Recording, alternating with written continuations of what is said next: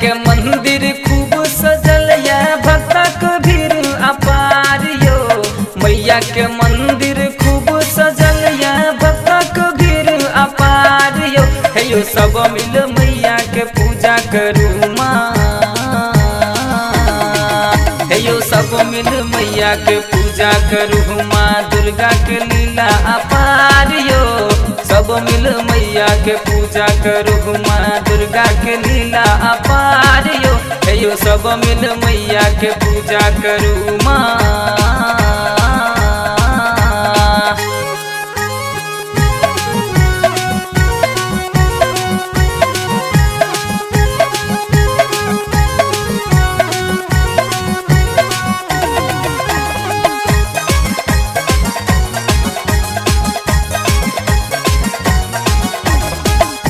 मिथिला में एलखिन भका शेर पर सवार यो।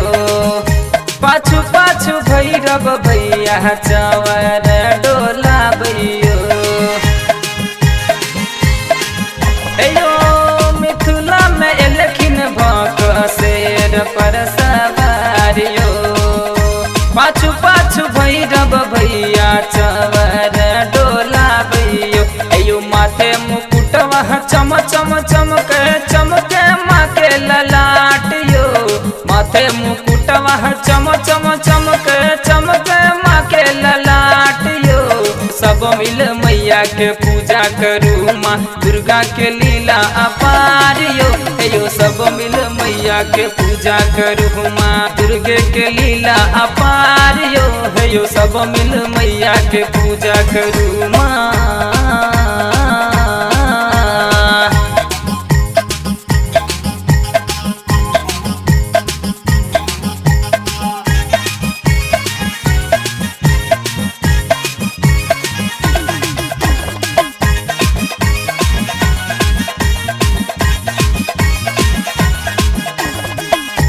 मैया शरण में चलू मैया के मने बनियो। मैया के महिमा अपरंपार छै जगत में यो। हे यो मैया शरण में चलू मैया के मने बनियो। मैया के महिमा अपरंपार छै जगत में यो। कियो कहे माँ दुर्गा भवानी, कियो कहे माँ काली यो। कियो कहे माँ दुर्गा भवानी, कियो कहे माँ काली यो। यो सब मिल मैया के पूजा करू माँ। दुर्गे के लीला अपार यो।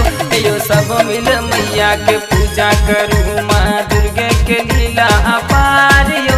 यो सब मिल मैया के पूजा करू माँ।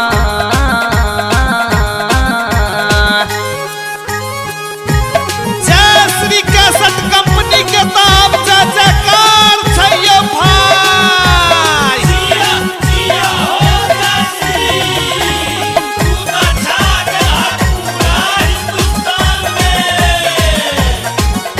यो शेरक सवारी शोभे हाथ में त्रिशूल यो।